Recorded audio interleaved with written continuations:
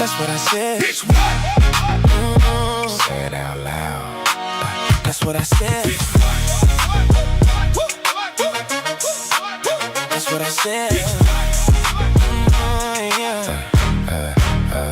Step in the room, let the truth get loose. From the deck to the desk, I still bring that juice. Retired Navy chief, yeah, I earned them anchors. Kansas City roots, still too real for the fakers. Saw in my story, but I never got bitter. I talk mental health, let the truth get bigger. News in the morning, gossip in the rear view. If it ain't real life, I ain't here to cheer you. Married and grounded, got my own foundation. Most high, stay close, that's my navigation. Podcast on point, let the people hear. That's what I said, I'm a voice out here. Never forget where you came from. Pray with your head up, move when the day come. I've been through the storm, I've been through the dark. Still I keep faith with a Navy heart. That's what I said. That's what I said. Say it out loud, say it out loud, loud, loud. That's what I said. What?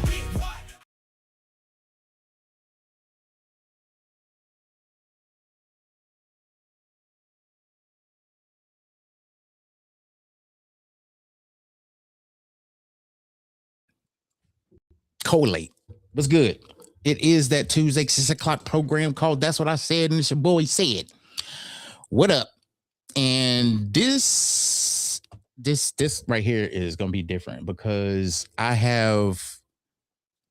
think for many times I have thought about trying to talk about things that I don't necessarily feel I should have to talk about, but yeah, we're gonna talk about it tonight. And I hate the fact that it's come to me saying something. Not that it's like really that big of a deal, but at the same time, when a veteran has to stick his neck out and say this is fucked up, then I think we need to actually pay attention. This whole Abraham Lincoln situation, I'm not gonna talk about it the whole like 45 minutes or whatever, but it's a messed up situation if you really think about it. And everybody wants to put their little 2 cents in, and say whatever. And the people that served and done deployments, they've I've heard some sayings and some words and some, ideas or some bullshit in between. But the reality is that when you join the military, irregardless of how old you are or what status of your life is, you're in the military. Okay. And 90% of the training you get is to prepare you for what you're doing in Iraq or what you're doing on the water near there, or regardless of where your operation may take you. Your training is supposed to get you ready for what you're about to encounter. I don't care what training you get, rather it's boot camp, you get shipboard firefighting school, aircraft, all the different schools you get. Nothing can prepare you for the bullshit that Abraham Lincoln is in right now. Nobody can, because you can hear on one hand where somebody will tell you, oh, it's not that bad. And then you hear on the other hand where, oh, it's deplorable and we can't do this and we can't do that. And it's blah, blah, blah. And it's like, which one do we believe? Believe the worst. Believe the worst. Because 9 chances out of 10 is probably way worse than what they're saying. It's way worse. And a lot of times we sit here as veterans, we don't want to be the beacon of light or the I told you so type shit, because when we was in the military, the whole mentality was different. A lot of the mentality was different. Not even just the fact of being in the military and the things that you were doing to get ready for whatever it is you're doing, deployment, this cycle, that cycle, whatever. But what I don't understand is why 5,000 people have to get sent somewhere that is not really, it's not doing anything. It's not doing anything for anybody. Mind you, they got extended twice, not once, twice. They were supposed to be back home back in May. They left in November. Why would you get extended twice to really be in the middle of somebody else's bullshit? It's nothing organized about what's going on. Nothing.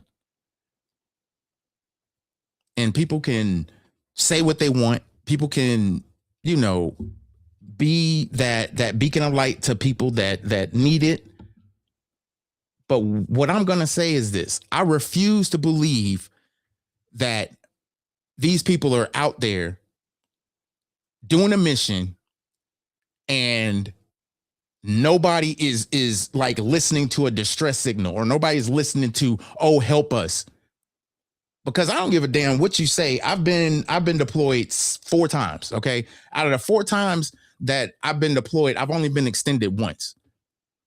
Now, irregardless of how you look at things, you are prepared mentally to go on deployment. You're just not prepared mentally to deal with the political bullshit that's dealing with that. Oh, by the way, being in the military, you don't have a political affiliation. You can't voice, oh, I don't like this shit, I hate this, blah, blah, blah. You just can't. They don't even, no. It's not that type of party. They really don't give a shit how you feel. Because mentally, they have something for you. They have doctors for you. They have a place to send you. But when you telling them that this is bothering you, when you telling them that the repetitiveness of Groundhog Day is getting taxing. Some people will say, oh, you need to grow up. No, you need to listen to these people. Because a lot of times when people are telling you that they're at their wits' end, or, whatever the case is, it gets to a point where it's like not heard. It's like, whatever, you're looking for attention. No, they're not. When you sick and tired of being sick and tired, eventually you're going to get tired of the bullshit. You can get tired of the rigmarole of, nah, this ain't it. It is what it is. But at the same time, you're going to get tired of it because they're not giving you no answers. Nobody's telling you this is the right direction to go. This is the wrong direction to go. No, they're just saying we got to be here and we got to do it with a smile on our face. And it's hard to do that as a leader when you don't even believe the shit that's coming out of the people's mouth. But as a leader, you have to just sit there and do what you got to do and say, look, this may not be okay, but we got to do what we got to do. You did an oath, just like I did. The sad reality is a lot of people will sit there and not be human to people. When you're in the military, you're human. I don't care who you are. We're all human. It doesn't matter what your political affiliation is, where you work at, where you came from. We're all human, which means everybody has a set of standards as far as how they're going to feel. And it's a barometer for them. When it gets to that ceiling, we're done. I'm done. I'm not, there's no bringing me down. There's none of, no, I'm done. I'm done doing this. I need to go. And when you've been out to sea 5 months on the water, no land in sight, no liberty. The liberty is the ability to be able to leave the boat or leave your place of, military workage, if you will. Wherever you work at, the time that you get off work is considered liberty. These people have not been on the boat. There's people that are actually stationed on the Abraham Lincoln. Their address is the Abraham Lincoln. When they left that boat, when they first went on deployment, there's sailors that are ship's company on that boat that have never left that boat. Not to get off, not to just have a breather, go shopping, make phone calls. Just have some relaxation. Just even if it's 20, 30 minutes, an hour, it doesn't matter. You're not on the boat. And it's sad because people can't reason with the fact that people are on this ship doing what, they're supposed to do, their job, with no break. The only break you get is going in your berthing, getting out of your clothes and seeing the same, how many ever people that, that's in your berthing. And that's it. Yeah, people can talk, people can do this, but that shit gets old. You can only watch the movies they play on TV for so long. You can only, come up with morale boosting things for so long. You can only come up with so many different things that people are going to be like, I'm tired of hearing this bullshit. When are we going to receive the, get out of jail free card, if you will? We can't just sit here and think that this is okay, because it's not. It's not. And then, powers that be, whoever it is, to say they don't care, they should stay out longer, blah, blah, blah. I ain't never been in the military. most of the people that are doing this shit, they have never been in the military. And even for those that were in the military, people that know them didn't fucking like them. Let that sink in and marinate. I'm not gonna say who, but there's somebody at the top that, yeah, the whole hormone thing is just throwing me the fuck off. And then there's people in the military going for the shit. What the fuck you need to check my hormones for? And then it's the whole,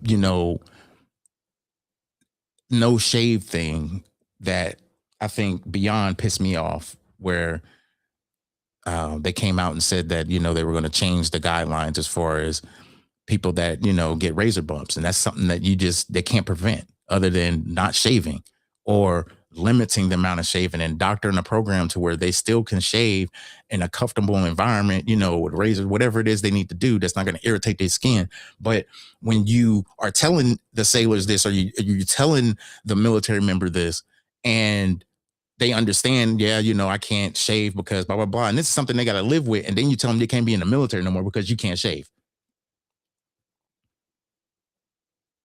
Or you're going to limit what they do and basically not give them the same additive bonuses that everybody else gets. But y'all can't even get people within body fat standards correct. And y'all worrying about people shaving and not caring how long they go on deployment. Like, it's just our job to just go out for 2 years without going to land and we do whatever. No, that don't even sound right. They ain't even stirring the Kool-Aid. That Kool-Aid ain't even got sugar in it. It got pee in it. I ain't drinking that. That just don't make any sense. But we're just going to let it go. We're just going to not say anything about it. We're just going to perpetually just let this happen because it's not us, right? The sad part about it is that some of us got kids that are in the military and they're dealing with the same shit. They may not be on the Abraham Lincoln, but they're dealing with the same bureaucracy that we deal with every day, that we see on the news, or people that are still working still have to deal with because of their jobs. And it's not fair. It's not fair to the people that put on all this time in and energy and training and everything else to become the person that they are, to do the great job that they do, to only be side-eyed and looked at differently, all because sexual orientation or male or female, not white. This shit's getting old. It's getting old. And if I don't say nothing that resonates with you, I'm going to say this. At some point, people are going to see that being nice comes with a consequence. There's a lot of nice people out there that are nice genuinely. And then there's people that are nice, not necessarily genuinely, because they have to. And I say that with, you can say that with the shredder cloth or however you want to look at it. There are people that will make sure you understand how they feel and don't give a damn about the fact that it could be offensive, racist, or whatever. But then they don't think about the consequences. It's like, no, have that same energy.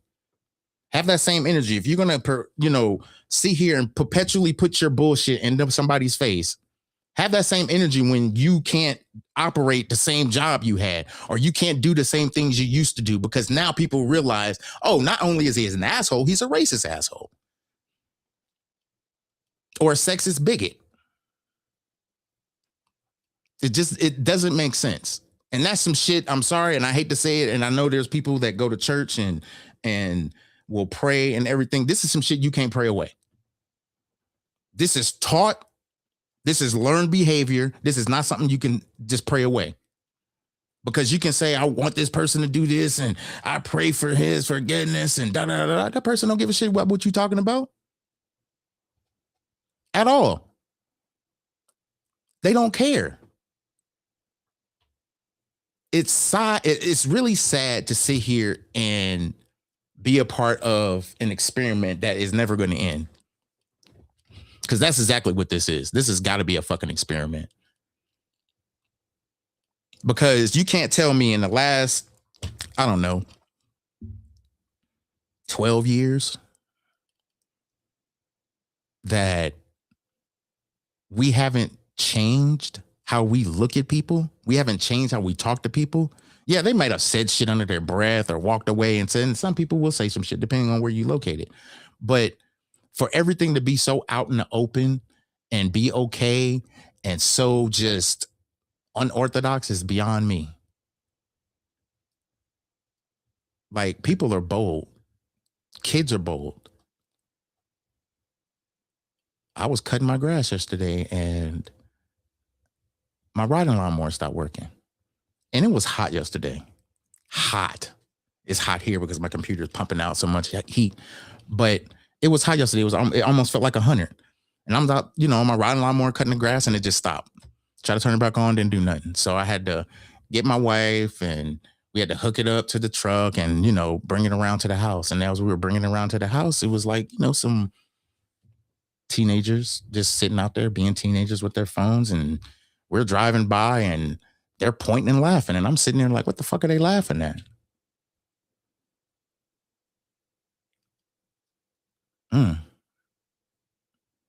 And it's funny because as soon as I got off the tractor, my wife knew exactly what the fuck I was about to do. And she said, go in the house. I was like, no, I'm good. I'm good. Because if you old enough to talk shit to a grown ass man, you old enough to get fucked up.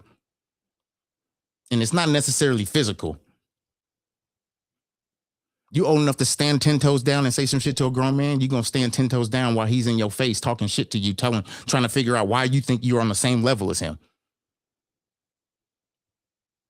Because at the end of the day, it's not so much about what's okay and what's not okay. People think that they can say whatever they want to grown ass people and there's no consequences.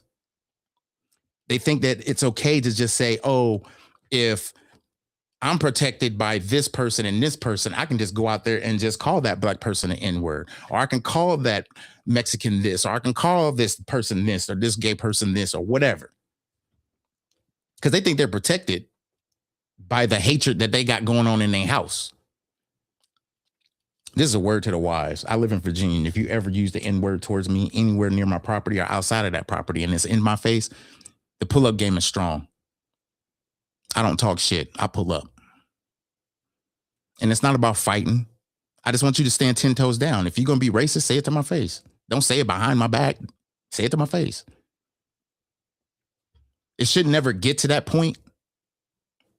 But the world we are in right now has allowed it to get to that point.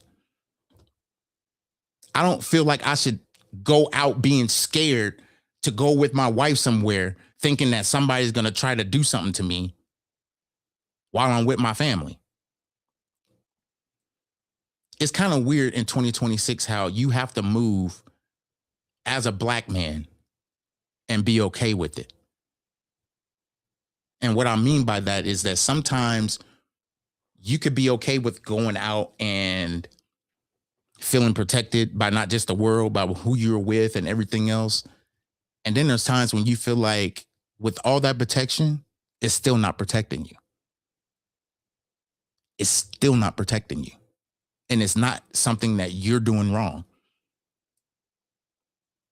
I just wish that we had a country, a president, people in leadership that had balls.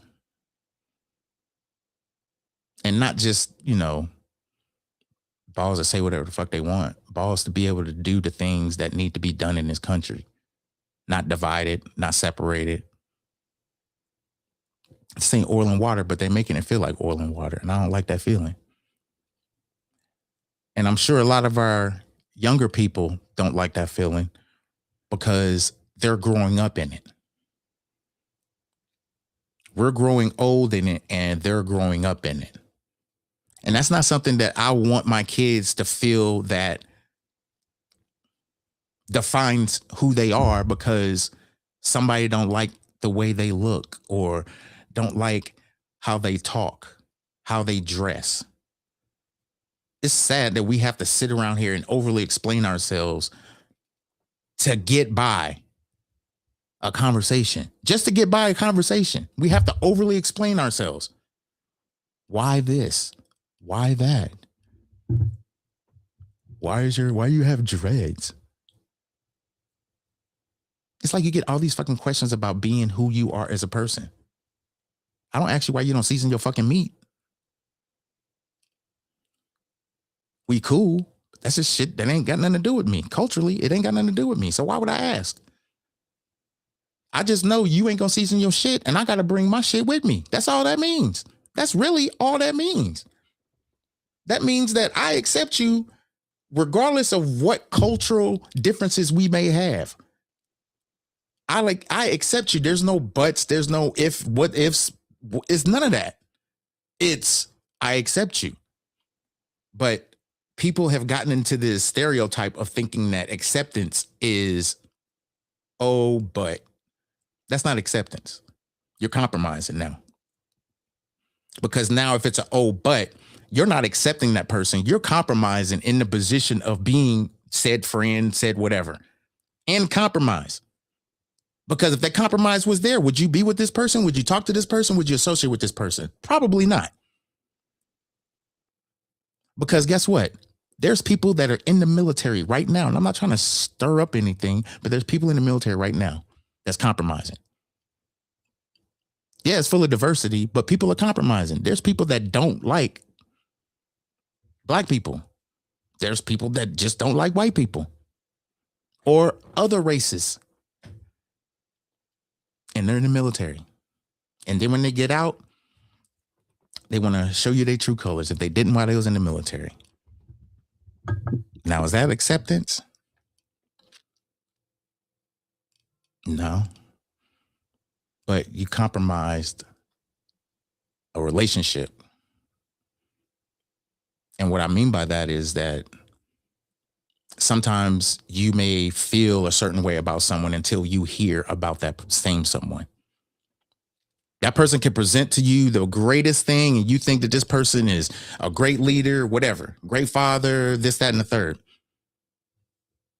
And then y'all detach and y'all are, living your lives and still have the veteran status and you have the memories and blah, blah, blah. And then y'all see each other on Facebook and you send a friend request because y'all was cool in the military and it never gets answered. Or it gets answered in that compromise. Hey, I know that we were cool in the military, but I just don't, some old bullshit that they'll come up with to not be your friend. Or, you'll read a post and see how they really feel. And then when you delete their ass or you send them a message, they want to have some type of feeling about it. They want to try to back it up, or they want to try to, put more fuel on the fire and say, this is just how I am and blah, blah, blah. And to me, if that's the way you were brought up, that's the way you were brought up. Period. That it is what it is. But what I don't understand is why join the military? I mean, why join if the military is full of diversity and a melting pot of just all kinds of different people and cultures and things of that nature, and you only resonate with one? Why join the military? For that matter, why join any organization that involves different races if that's how you feel? Because at this point, it's not about paying bills and it's not about making money. It's about you being an asshole. Because I refuse to be around people that think that it's okay to disparage people because of race or religion, sexual orientation, all that shit. I don't do with people like that. And the reason why I don't is because you're only open to conversations that involve a certain group of people, and you're shut off on everything else. And being shut off on everything else is cool if that's how you live life. But when some stuff goes down and you need to communicate with people, but you only communicate with a certain group of people, and y'all on bad terms right now because this person said this about you, so you just ain't really messing with nobody right now. You come to a point where now it's like, okay, who do I talk to? You can't talk to nobody because you didn't stretch everything thin. You have made everybody just, I don't want to talk to you. I don't like your attitude. I don't like how you talk to people. I don't like how you treat people. And this is exactly how people are dealing with it, or dealing with people outside of the job. You get people that want to be funny and act a certain way at their job, and then they really act funny when they outside the job, to the point where it's like, it ain't borderline disrespectful. It's disrespectful completely. And what I don't understand is why we have to sit here and continuously deal with this back and forth, back and forth. This is right. This is wrong. This is right. This is wrong. And this is what I believe. It's the First Amendment. Yeah, it is the First Amendment. But when black people start using that First Amendment or already have been using that First Amendment, don't get all your pennies in a bunch. Don't start calling the white equivalent of the NAACP, which that may be what? I have no idea. Church? I don't know. Cricket? I don't know what the fuck it is. I'm not going to try to analyze it or figure it out. But what you're not going to do is try to tell somebody how they can express themselves and how they can't sit here and just take some shit. I'm not going to sit around here and just take something because you think that I'm supposed to because you're going to try to say it to me. Stop. It's not going to work. We as a people need to be people. We need to be people, not just a person. We need to be united people. We can't because there's so many differences and so many, I don't like you and I don't F with this and I don't F with that. And sometimes it's just inherently bad for people to really coexist with other people that have done bad to them historically. And it shouldn't take a group of people to say we apologize for what my ancestors did. It shouldn't come to that because the government and everybody else knows. But we still are divided. It's still, oh, the first black this and the first black this. Why the fuck do we always have to label everything to analyze the difference between white and black? We are people in the United States, but we're still considering ourselves divided. Why? Let that marinate. Let that marinate. Because if you actually took the time, I think it would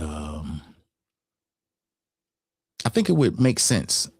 And I mean that, like, I think it would make sense to people to just sit there and just understand where everybody is coming from, what they're dealing with, and it not be an issue. But it is. It's always going to be an issue when people don't see eye to eye. They only want to see what they believe, and that's it. That's it. They don't want to see what is real and what's not real, what makes sense, what doesn't make sense. No, this is what I believe, and that's all it is to it. Okay, cool. But they don't want to necessarily, people don't necessarily see the disrespect. People don't necessarily see the fact that it's alienating a group of people. And to me, it's not even about the alienation because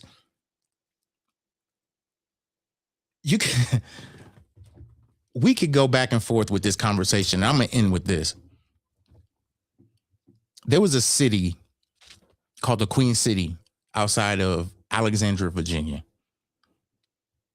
It was a thriving community called the Queen City. Had thousands of black people there. All black city, gas stations, stores, their own property, dentists, things that were, that they can culturally go to. Not necessarily just solely owned, but it was in their neighborhood. So you're going to go in the stores that are in your neighborhood. And if you're in a black neighborhood, you're going to go to your black stores. Just like if you're in New York and you go to the bodega or you go to these things that are culturally fine in these neighborhoods, you're going to attach yourself to them because they bring you back home, right? So the Queen City, you probably won't know this unless you do research. The Queen City used to sit in a very, it was occupied, obviously, but it was a big area of Virginia that they felt would be strategically good for a building that housed the planning of how we do stuff in the government. The Pentagon is in the place of Queen City. Do your research.